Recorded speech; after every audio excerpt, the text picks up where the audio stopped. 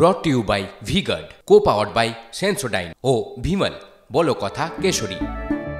Associate sponsor UltraTech cement. কিছুক্ষণ আগেই প্রচার মঞ্চে মমতা বন্দ্যোপাধ্যায় তিনি কি বললেন রাজ্যপালকে উদ্দেশ্য করে, দেখাবো বিগ বলে। কি বলেছেন আজকে? আমাকে রাজভবনে ডাকলে আর যাব না। প্রচার মঞ্চে দাঁড়িয়ে আজ ঠিক এভাবেই হাতে খড়ির সৌজন্য এখন অতীত রাজ্যপালকে নিশানা করলেন মুখ্যমন্ত্রী মমতা বন্দ্যোপাধ্যায়। এডিট করে কিছু ভিডিও দেখিয়েছে, আনকাট ভিডিও আমি দেখেছি আজ, এমনটাই বললেন মঞ্চ থেকে দাঁড়িয়ে। রাজ্যপালের পাশে বসাও পাপ, এহেন কথা আজকে বলছেন মুখ্যমন্ত্রী মমতা বন্দ্যোপাধ্যায়। শুভজিৎ যে কথাটা বললো, মুখ্যমন্ত্রী কি বলেছেন একবার শোনাই আপনাদের। माननीय राज्यपाल बोले दीदीगिरी नहीं चलेगा, लेकिन राज्यपाल पहले आपको तो पदत्याग करना चाहिए। Who are you to torture the women? নাকি পেসকে ডেকেছিল আপনাদের? এডিট করে কিছু ভিডিও দেখিয়েছে, কপিটা আমার কাছে আছে, আমি পেয়েছি এক জায়গা থেকে। যেটা এডিট করেছেন সেটাও আমার কাছে আছে। আর একটা ভিডিও আমি পেলাম পেন ড্রাইভ, আরও কীর্তি কেলেঙ্কারি, কীর্তির পর কীর্তি, কেলেঙ্কারির পর কেলেঙ্কারি। বাবারে, আমাকে এখন রাজভবনে ডাকলে আমি আর যাব না। রাজভবনে আমি আর যাচ্ছি না ভাই, আমাকে রাস্তায় ডাকলে যাব।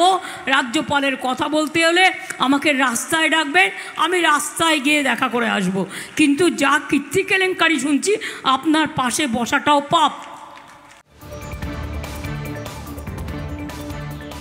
একেবারে আজকে মঞ্চ থেকে, সভামঞ্চ থেকে যেভাবে মুখ্যমন্ত্রী মমতা বন্দ্যোপাধ্যায় এই ভোটের মরশুমে তার দলের প্রার্থীর হয়ে প্রচারে গিয়ে রাজ্যপালকে নিশানা করলেন, যে ঘটনা তিনি টেনে আনলেন, যে ফুটেজের কথা তিনি বললেন, এই মুহূর্তে তা বলা যায় এক কথায় অভূতপূর্ব।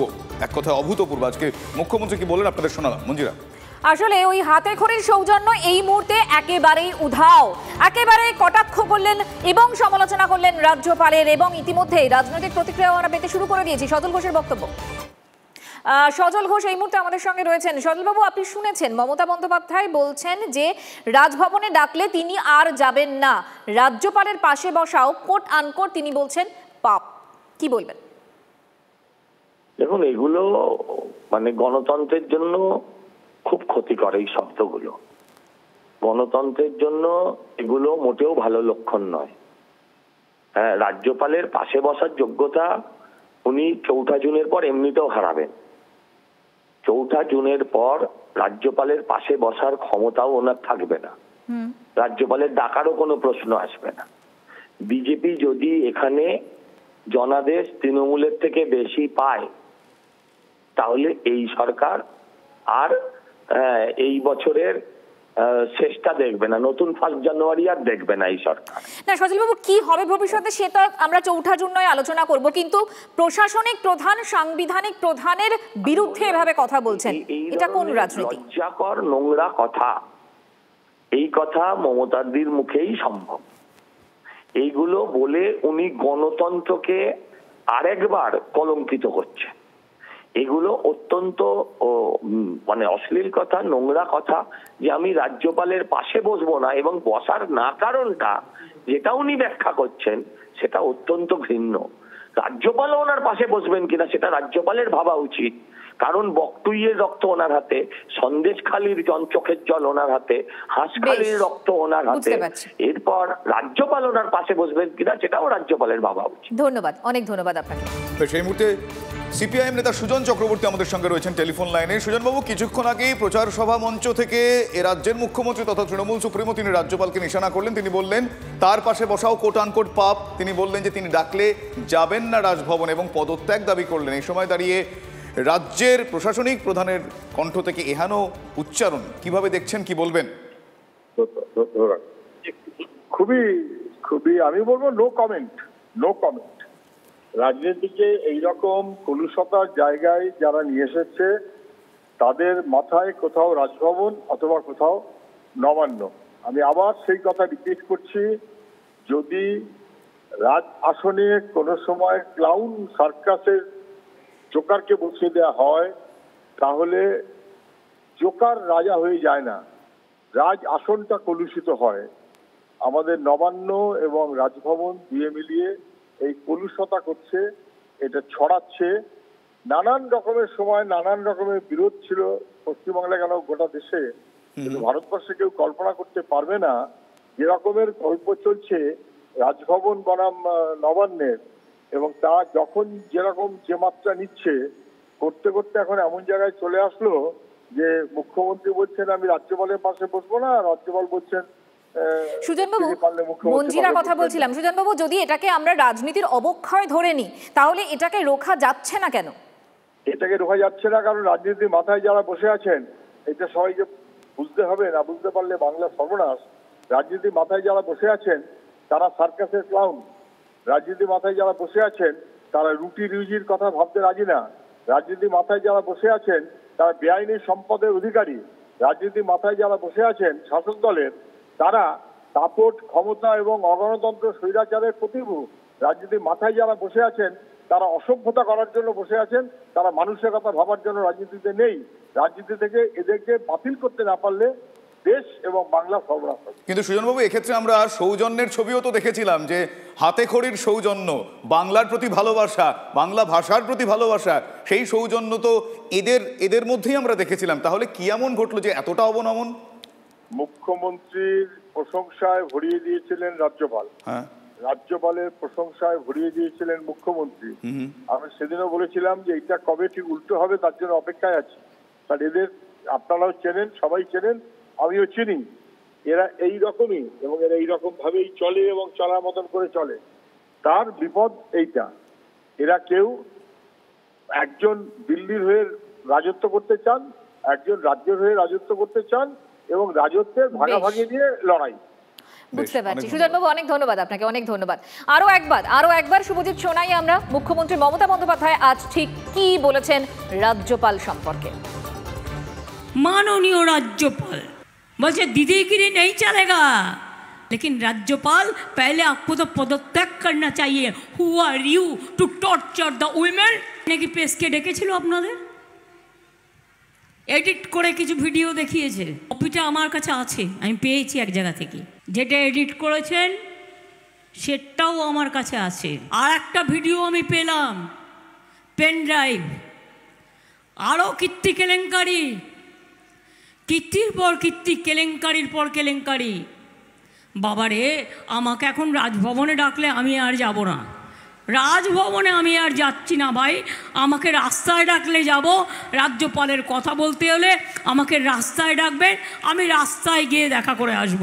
কিন্তু যা কীর্তি কেলেঙ্কারি শুনছি, আপনার পাশে বসাটাও পাপ।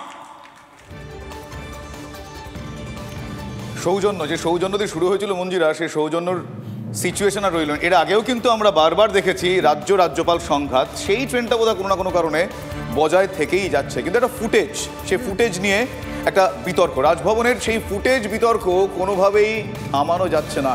সংঘাত মানে রাজভবন, পুলিশ, এই সংঘাত কোনোভাবে যেন আটকানো যাচ্ছে না।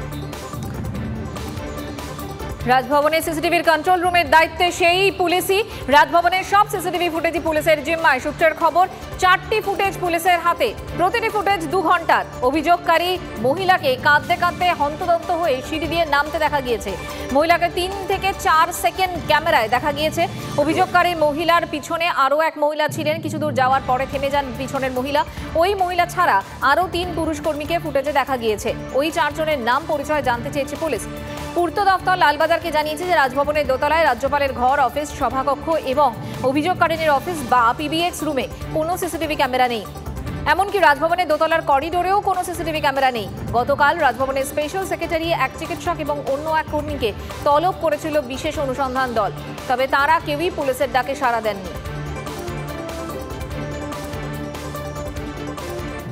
মোরাল গ্রাউন্ডে রাজ্যপালের উচিত রিজাইন করা।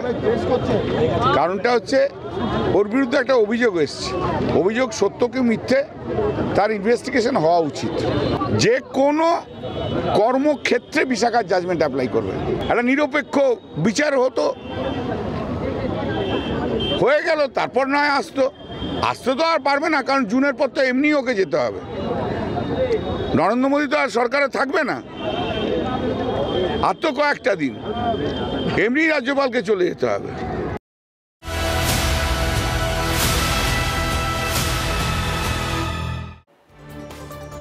অন্যদিকে জেল মুক্তির পরই প্রকাশ্য জনসভায় বিস্ফোরক মন্তব্য করে বসলেন অরবিন্দ কেজরিওয়াল। মোদি ভোটে জিতলে মমতা দিদিকে জেলে পাঠাবেন, তেজস্বী বিজন সহ বিপক্ষ নেতাদের ঠাঁই হবে জেলে। প্রতিহিংসার রাজনীতির অভিযোগে বিজেপিকে নিশানা করলেন দিল্লির মুখ্যমন্ত্রী অরবিন্দ কেজরিওয়াল। শুনুন কি বলেছেন তিনি।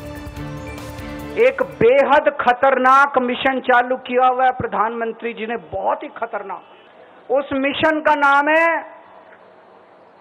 One nation one leader. जितने विपक्ष के नेता हैं उनको जेल भेजेंगे। केजरीवाल को जेल भेज दिया, हेमंत सोरेन को जेल भेज दिया, ममता दीदी के कई मंत्रियों को जेल भेज दिया। अगर ये चुनाव जीत गए, मेरे से लिखवा लो एफिडेविट के ऊपर, थोड़े दिन के बाद ममता दीदी जेल में होंगी, तेजस्वी यादव जेल में होगा, स्टालिन साहब जेल के अंदर होंगे, पिनरई विजयन जेल के अंदर होंगे, उद्धव ठाकरे जेल के अंदर होंगे, जितने विपक्ष के नेता ये सारे जेल के अंदर होंगे। প্রতিহিংসার রাজনীতির অভিযোগ তুলছেন অরবিন্দ কেজরিওয়াল। তারই বক্তব্যের পর কি প্রতিক্রিয়া দিয়েছেন বিজেপি নেতা শ্রমিক ভট্টাচার্য, একবার শোনাই আপনাদের।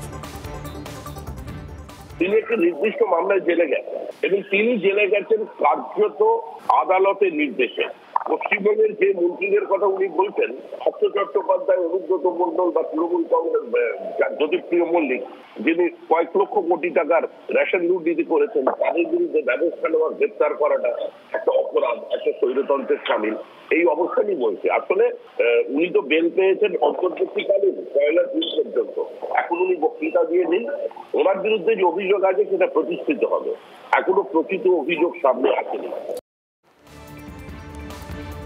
শুভজিৎ, তুমি অরবিন্দ কেজরিওয়ালের কথা বলছিলে এবং একই সঙ্গে অরবিন্দ কেজরিওয়াল প্রসঙ্গ যখন উঠছে তখন আমাদের এই এক্সক্লুসিভ ইন্টারভিউ দিয়েছিলেন মুখ্যমন্ত্রী মমতা বন্দ্যোপাধ্যায় এবং কাকে দিয়েছিলেন আমাদের কনসাল্টিং এডিটর অনির্বাণ চৌধুরীকে। সেই সময় কি বলেছিলেন মুখ্যমন্ত্রী শোনাবো। মমতা ব্যানার্জি যে কোনো পরিস্থিতির জন্য রেডি আছে। মমতা ব্যানার্জির ঘর যাওয়ার জেলতা কোনো যায় আসে না। বাট মমতা ব্যানার্জি সারা জীবন অনেক সংঘর্ষ করেছে, মার খেতে খেতে জিন্দার লাশ হয়ে আমি বসে আছি। কাজে আমাকে ওরা কবে জেলে পাঠাবে সেই ভয়ে আমি বসে থাকার পাত্রী নই। জেলে গেলে তো বরঞ্চ আমি একটু বিশ্রাম পাবো, সারা জীবনে কোনো বিশ্রাম পাইনি। আর এদের যা অত্যাচার, এই অত্যাচার থেকে জেলে থাকা অনেক ভালো। ভারতবর্ষের গণতন্ত্রটাকে জেলে পাঠিয়ে দিয়েছে। Brought to you by V-Guard, co-powered by Sensodyne ও ভিমল, বলো কথা কেশরী। Associate sponsor UltraTech cement.